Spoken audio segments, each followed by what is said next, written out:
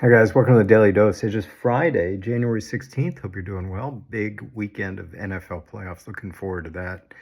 Where my teams are out, the Eagles and the Packers are out, so I can just enjoy it as a fan. Looking forward to that. Today I want to talk about baseball. It's the only sport without a cap, major sport, and what it has led to financial disparity, payroll disparity among the baseball teams, and that is nowhere better on display than this week. Earlier in the week, Alex Bregman, big time free agent, signed with the Red Sox last year. We thought was a long deal, but it had an opt out after year one, and he exercised it and signs a massive deal, $35 million a year for 5 years with the Chicago Cubs.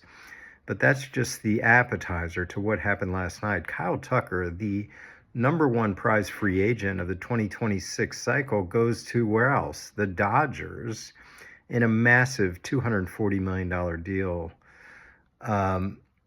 over 4 years. I mean, $60 million a year. Now there's $30 million deferred, so valuation is net present value is about $57 million, which tops the highest net present value in the Major League Baseball, which was Juan Soto, who ironically is not a Dodger because everyone else seems to be, at $54 million.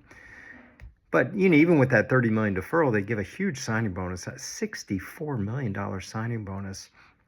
Anyway, it just restarts the conversation about competitive balance and the lack thereof in baseball. And it really reminds me of college sports.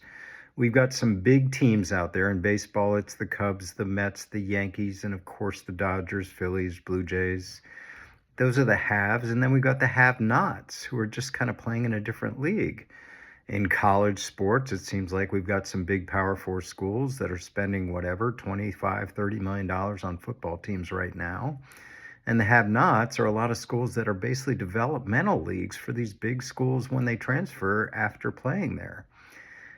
Let's stick to baseball. We are entering the last year of a collective bargaining agreement without a cap. It has become well known that owners, some owners, not the big market owners, but more importantly, the commissioner, really do want a cap. There was the contentious meeting in the Phillies clubhouse last year with Bryce Young saying, "Get the F out of here," talking about a salary cap to Commissioner Manfred.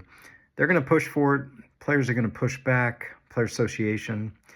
And we are going to have a season in 2026. But after that, whoa, it just seems like labor pains, no labor peace going into 2027. Long way from that.